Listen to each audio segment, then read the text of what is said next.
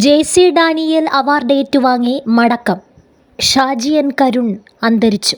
Cinema സംവിധായകനും ഛായാഗ്രാഹകനുമായ Shaji N Karun അന്തരിച്ചു. വൈകുന്നേരം 5 മണിയോടെയായിരുന്നു മരണം. തിരുവനന്തപുരം വഴുതക്കാട്ടെ വസതിയിലായ പിറവിയിൽ വെച്ചായിരുന്നു അന്ത്യം.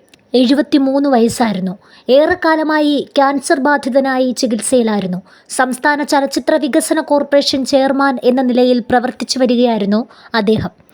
1988 സംവിധാനം ചെയ്ത പിറവിയാണ് ഷാജി എൻ കരുണിൻ്റെ ആദ്യ ചിത്രം. പിറവി, സ്വം, വാനപ്രസ്ഥം എന്നീ ചിത്രങ്ങളിലൂടെ കാൻ മേളയുടെ ഔദ്യോഗിക വിഭാഗത്തിൽ തുടർച്ചയായ 3 ചിത്രങ്ങൾ തിരഞ്ഞെടുക്കപ്പെട്ട ലോക സിനിമയിലെ തന്നെ അപൂർവം സംവിധായകരിൽ ഒരാളാണ് അദ്ദേഹം. ഇന്ത്യൻ സിനിമാ ചരിത്രത്തിൽ തന്നെ അത്ഭുതമായിരുന്നു പിറവി. ഒരു ഇന്ത്യൻ സിനിമയും ഇത്രയേറെ അന്താരാഷ്ട്ര ചലച്ചിത്രോത്സവങ്ങളിൽ തിരഞ്ഞെടുക്കപ്പെടുകയോ പുരസ്കാരങ്ങൾ നേടുകയോ ചെയ്തിട്ടില്ല.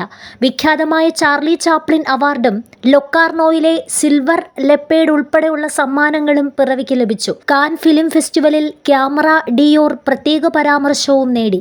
മികച്ച ചിത്രത്തിനും സംവിധായകനും നടനും ശബ്ദലേഖനത്തിനുമടക്കം 4 ദേശീയ ചലച്ചിത്ര അവാർഡുകളും പിറവിക്ക് ലഭിച്ചു. കാഞ്ചനസീത, തമ്പ്, കുമ്മാട്ടി, എസ്തപ്പാൻ, പോക്കുവെയിൽ, ചിദംബരം, ഒരിടത്ത് തുടങ്ങിയ അരവിന്ദൻ ചിത്രങ്ങളുടെ ഛായാഗ്രഹണം നിർവഹിച്ച അദ്ദേഹം മികച്ച ഛായാഗ്രഹകനുള്ള ദേശീയ അവാർഡും 3 സംസ്ഥാന അവാർഡുകളും നേടിയിട്ടുണ്ട്. ഇതിനകം 7 ദേശീയ പുരസ്കാരങ്ങളും 7 സംസ്ഥാന പുരസ്കാരങ്ങളും നേടിയിട്ടുണ്ട്.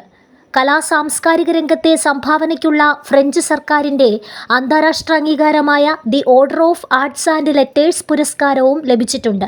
2010 രാജ്യം പത്മശ്രീ നൽകി അദ്ദേഹത്തെ ആദരിച്ചിരുന്നു. അദ്ദേഹത്തിൻ്റെ ചലച്ചിത്ര സംഭാവനകളോടുള്ള ആദരവായി സംസ്ഥാനത്തിൻ്റെ ഏറ്റവും വലിയ ചലച്ചിത്ര പുരസ്കാരമായ ജെ.സി. ഡാനിയേൽ പുരസ്കാരം നൽകി ആദരിച്ചത് ഏപ്രിൽ 16-നായിരുന്നു. കുട്ടിശ്രാങ്ക്, സോപാനം, നിഷാദ്, ഓള് എന്നിവയാണ് ശ്രദ്ധേയമായ മറ്റ് സിനിമകൾ. 40ഓളം ചിത്രങ്ങളുടെ ഛായാഗ്രഹകനുമാണ് ഷാജി എൻ കരുൺ.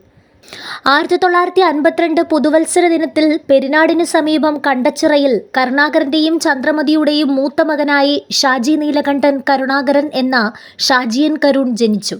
63-ൽ കുടുംബം തിരുവനന്തപുരത്ത് താമസമാക്കി.